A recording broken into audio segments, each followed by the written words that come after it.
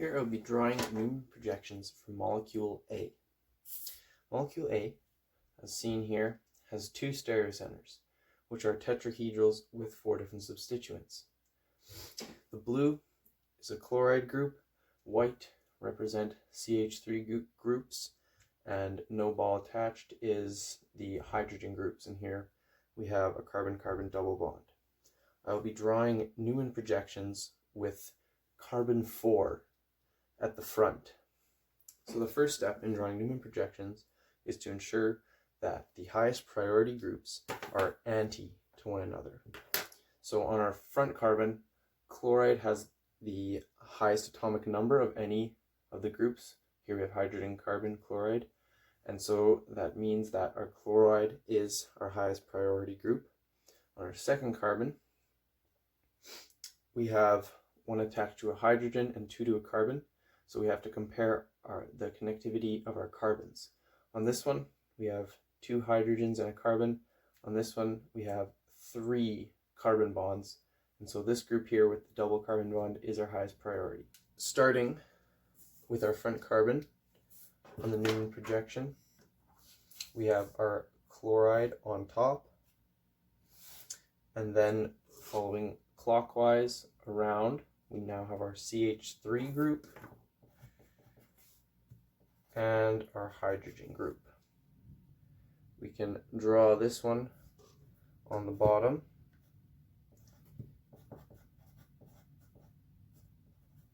And then going clockwise, we have our hydrogen and our other carbon group, like this. So hydrogen and just like that. So we have our first projection. In order to make stereoisomers, all we have to do is switch 2 of the groups. If we take 2 of the groups on our back carbon and switch them, for example, the hydrogen and our second carbon group, we now have a stereoisomer. See that if we draw this one out, keeping our highest priority atoms anti, our front carbon has the same orientation. We have put our highest priority group on the bottom again, anti to chloride. And now, if we follow it clockwise, our first group is now our second carbon group. And then hydrogen. So now, if we switch any 2 on our front carbon, such as our CH3 group with our hydrogen, align them so that they're anti. You can draw it out. Here we have our chloride on top, following it clockwise.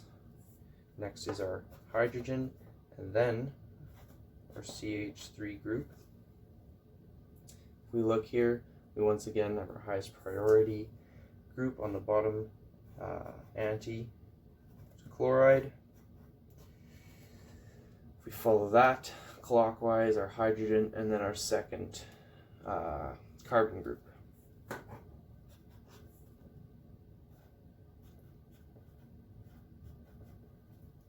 And now, because we have changed our front group, we can swap our back group again. And so here we will have our chloride on top, our hydrogen, our CH3, and now looking here we have our highest priority, the C double bond,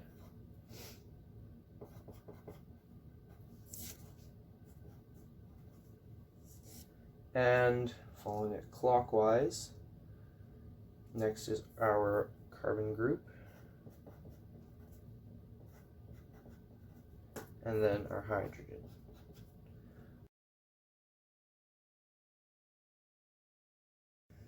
Next, we'll be drawing compound C, which is a diastereomer of compound B, which I have here, and drawn as a Fisher projection. A diastereomer is something that is not a mirror image and is a stereoisomer. As you can see, these match up, the bottom 2 groups do not. So now we'll draw compound C, which I have here, as a Fisher projection.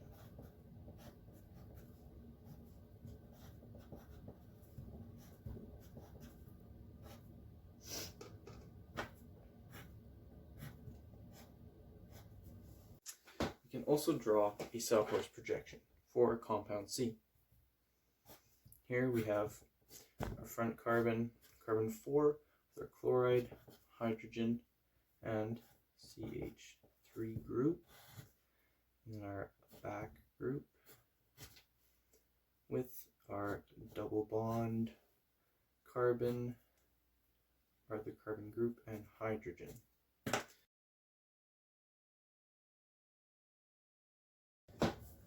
Compound C is optically active because, as shown here, we have its mirror image and it is not superimposable on its mirror image in any way.